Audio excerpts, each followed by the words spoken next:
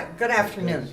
Tom Fett moved to Oklahoma City several months ago, and he has resided in South Texas for a very long time, off and on, but for a long time. He's got an awful lot of South Texas influence in him. When he got to Oklahoma City, he found out that everybody here had an accent. Anyway, he wanted to be closer to his daughter after his wife passed, so that's why he moved to Oklahoma City, and he found Epworth Villa. So he has moved in here, and he's been just a great neighbor. Well, he spent a lot of his adult years in the oil and gas business. He loved his job, and he was very, very successful at his job. He's also a very friendly fellow, and since he's come to Epworth Villa, he's made tons of friends. And I know if you haven't met him yet, you'll want to do that soon. So how about we get more acquainted with Tom Fett? Tom, so where did life begin for you? Well, I was actually born in Ohio, Canton, Ohio, and lived there for about 6 years, and then at that point in time, my mother died, and we started a process that ended up in adoption by a family in Texas, which is where I spent my youth, and I consider them from Harlingen, Texas. Well, you did have, there was some difficulty with illness in your family. Yeah, it's kind of a sad deal, really. My father had multiple sclerosis, and with the help of my mother, they were making it, and she got polio during the big polio epidemic, was in an iron lung, and was dead in 2 weeks. Oh, wow. So you did spend your childhood in Harlingen then? Yeah, that's where I consider I'm from, and in high school there. And it was like a cousin, I think an older cousin that adopted you? It's interesting. My birth father, oldest sister, had a son that was the same age as my father, and they adopted us. My father wanted us all to stay together. I've got, there's 4 of us, and so he wanted us all to stay together, so they worked, and he was actually in a Masonic home in the end when he could no longer take care of himself. And so then we went to an orphanage there to be near him, and then that closed, and all of us went to Harlingen to surprise visitors for my adopted parents. Well, you couldn't all go to the orphanage anyway, was that? 2 of us did. 2 of us were old enough to go there, and we were there for, I think, probably 3 years. The younger ones had to go to Harlingen, and then they came up to the orphanage, and then finally they closed the orphanage, and we had to, we got to, I guess I'd say, move. Well, anyway, you were all together finally. So and still are close. So are any of your siblings still living? Yeah, the 2 sisters are. My brother passed here about a couple of years ago. And they live Texas, or do the sisters live near San Antonio and in Lafayette, Louisiana. Okay. All right, so on to college. Where did you go, and what did you major in? Okay, went to Trinity University in San Antonio, and my degree is a BS in engineering science, and the thought being that you learn a lot of different kinds of engineering and then have on-the-job training once you go to work, or go on to a graduate degree, which I did not do. Okay. Well, and you found your wife, your cute wife, and Trinity as well. Yeah. But she was not from Texas either, was she? Well, her family homesteaded there, but her mother had moved to near Washington, D.C. She was with the Food and Drug Administration, and so my wife grew up in Bethesda, Maryland. But then she came to San Antonio to go to school, to Trinity, and we met there. And first thing you know, I was in love and married. Well, of course, because you said she was the cutest yeah. girl in the freshman class. Yeah. And how long were you married? Let's see, 59 years. And she passed away. That was another reason that you left Texas, I think. Yeah, that triggered things. Yes. And you have children, grandchildren? Yeah, I have. We had 3 in total. The youngest died young, and my daughter lives here in Oklahoma City, and that's biggest reason I came here, and my son lives in Houston. And they all, several, except for you, who are an engineer, you have some CPAs. Yeah, my wife was a CPA, and all by two children, surviving children are, and their spouses, so there's 5 of us in the family, or Yeah. 5 of them, not me. Did you say how many grandchildren you have? 6 grandchildren, 3 and 3, and yeah. Okay.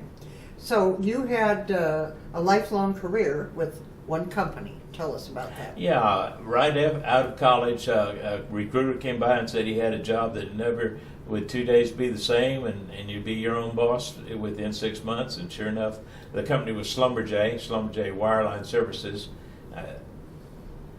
Well, where all did you? And you traveled.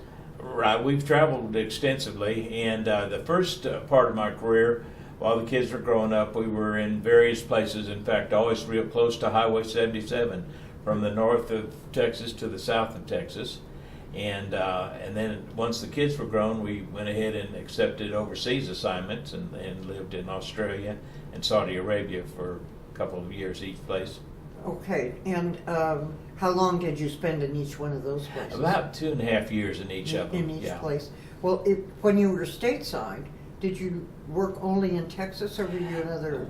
I had mainly I lived in Texas, and sometimes I'd have West Texas as part of my area. Sometimes I'd have East Texas. Sometimes I'd have Louisiana. I didn't do very much offshore, but it was mainly Texas Gulf Coast is where I spent most of my time. Okay. So, So talk a little bit about. Did you say was Australia one of your favorite places? oh yeah, it's a wonderful place. The people are wonderful, and they love Americans. And we'd have stayed there, but my daughter was having twin babies, and so my wife said she's coming back to the States, and I came with her. Oh, okay. Oh, you mean you would have stayed there permanently? No, but I would have stayed there Longer. I would not. Yeah, longer. Yes. Did you retire from there? No, but I'd moved with transferred it within Schlumberger, and we actually went to Okay. Houston and worked in the international. So you would have office had the there. option. Well, talk about Saudi Arabia. Did Chris, your wife, go with you? Yeah, she spent about half the time. We had a house back here. She spent about half her time here because her clients wouldn't let her go, and so she stayed there and did work some of the time, and then came over and just relaxed and bought carpets and had a good time. We were in a compound, and I was compound manager, and it was about I guess 100 families, and we had a driver for her and She wasn't swimming allowed pool to tennis. drive? No, theoretically she could, but it was not advisable. Okay. And how about her dress? Did she? Okay, yeah, and they liked the Aramco, which is the company that I work for Schlumberger, but Aramco was our customer, and they said you don't have to, don't do it unless you want to, but it was just so much easier. She could go downtown and nobody give her any trouble, and so the abaya they called it. She had a nice silk, wouldn't it? So. Okay. So do the women change? I mean, is it dark colors all the time? Oh yeah, well she had black one. Yeah, the men wear white generally, but the women are mainly in black. And the whole idea is you don't want to cause them to see your elbows or your knees or ankles. And if you went downtown, the real religious guys might bother you. They never did, but So your knees and your ankles but your calves were okay? well, no, yeah, right, see through.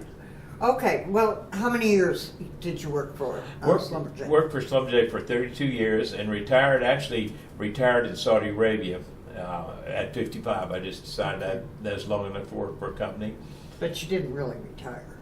No, it turns out we came back and took about a year to build a house on a piece of property that we had down there, and then I got into consulting, and for about 20 years I was really quite busy doing consulting and doing more or less the same thing, and this time, most of that time, kind of supervising Schlumberger operations that Schlumberger was doing, just to make sure everything was correct.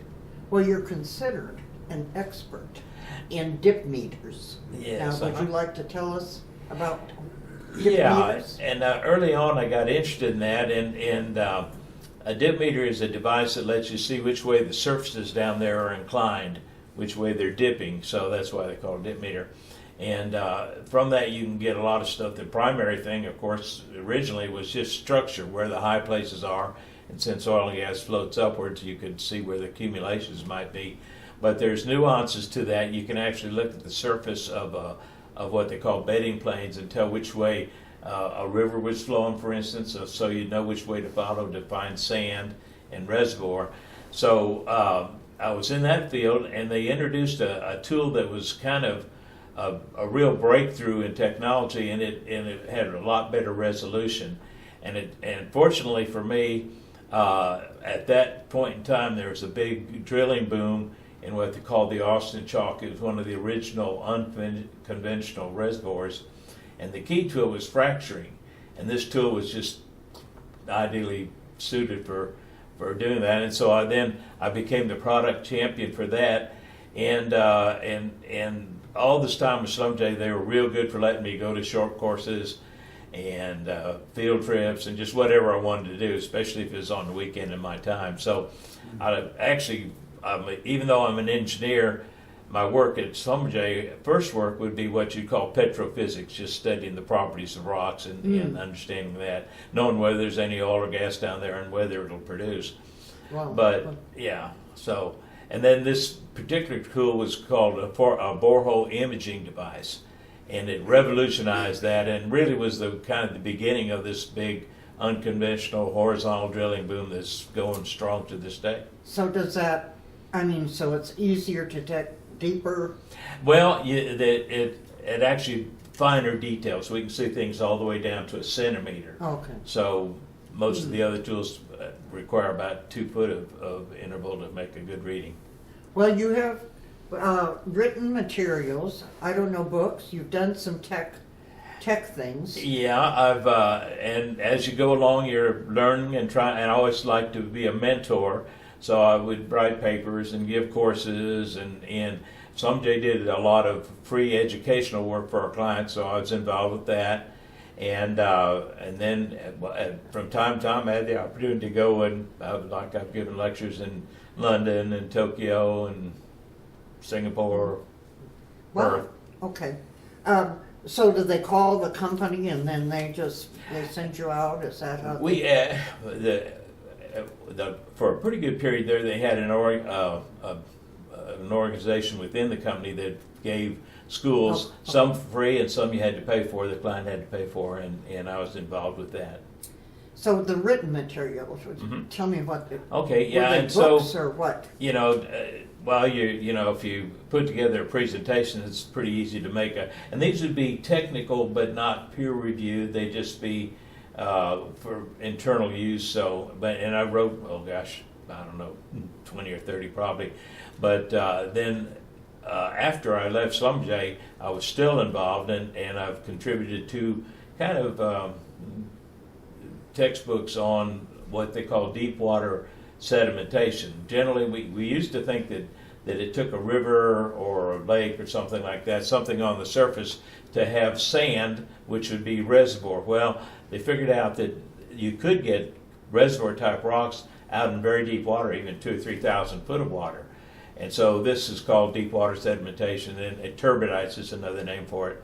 And so I kind of became an expert on that, and contributed to two of the really, classic textbooks on that. So a lot of it was hands-on, but did you do a lot of research during your working experience? The research would be looking at data that that was acquired. Generally, it would be something I'd have access to it, and then the client would give permission for us to use it as examples.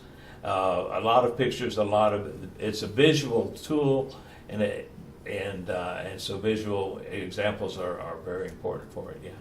Well, you kind of alluded to this, but you were an adjunct professor. Where was that? And that was fun. While I was working in Corpus Christi, Texas A&I, now known Texas A&M Kingsville, had a natural gas engineering course, and I gave lectures to them on petrophysics, the first part of it, and then also tried to introduce them to as much as I could to this new tool. So how long did you do that? 10 years. Yeah. Okay. So you have a very keen interest in geology. Yeah. You could say even maybe more than engineering. Oh, of course. Yeah, it's more fun. More fun? Yeah. Well, interesting story. When you first went to work, and I was young, and I go to a party, and there'd be engineering organizations, and go to a party with them, and they'd be 20-year-olds, and this kind of typical engineers, but the geologists would be 70 and 80 years old and having a heck of a good time. And it's just more interesting. I got to travel a lot. We went field trips all over the Really? country and all over the world, yeah. So where have you traveled besides your work? Well, okay, and the nice thing was we always, generally what we do, if I'd had a work trip, say to Paris, for instance, we take, afterward, take a week or two with either with my wife or my kids or both, and we travel through Europe, so I've been kind of all over Europe, really. And then while we were in Australia, we used that as an opportunity to see that end of the world. And then while I was in Saudi Arabia, I actually did some travel throughout the Middle East and North Africa. So you didn't, it wasn't, you had no concerns about traveling around Saudi Arabia? Well, we learned to watch our back.